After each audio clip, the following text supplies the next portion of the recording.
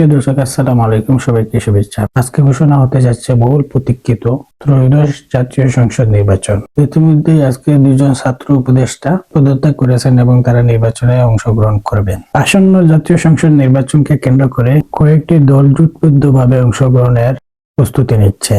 নবগঠিত দল এনসিপি 4টি দলের সাথে একীভূত হয়ে তারা নির্বাচনে অংশগ্রহণ করছে। এদিকে ইসলামী দলগুলো জোটবদ্ধভাবে আগামী সংসদ নির্বাচনে অংশগ্রহণ করছে।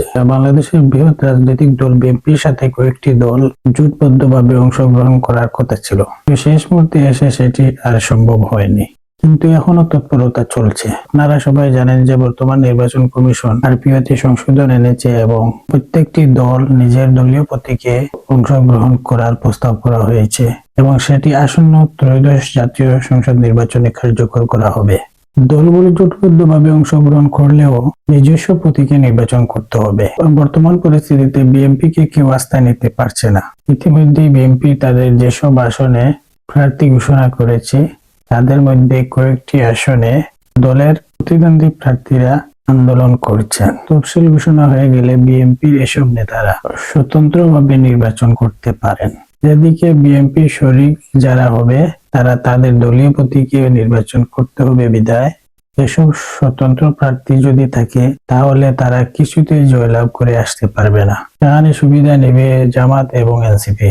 সেজন্য আসন্ন জাতীয় সংসদ নির্বাচনে বিএনপি জোটবদ্ধভাবে অংশগ্রহণ করা প্রায় অসম্ভব।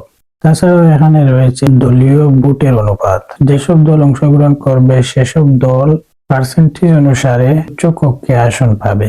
সেই জন্য এসব ছোট বড় সবগুলো দলের জন্য দলীয় প্রতীকে নির্বাচন ছাড়া কোনো উপায় নেই। আগামী জাতীয় সংসদ নির্বাচনে যেসব দল অংশগ্রহণ করবে সেসব দলগুলো পার্সেন্টেজ অনুসারে উচ্চ কক্ষে আসন পাবে। তাই আগামী নির্বাচন রাজনৈতিক দলগুলোর জন্য খুবই গুরুত্বপূর্ণ এবং আগামী নির্বাচনে বোঝা যাবে বাংলাদেশে এসব রাজনৈতিক দলগুলো কত পার্সেন্ট ভোট রয়েছে।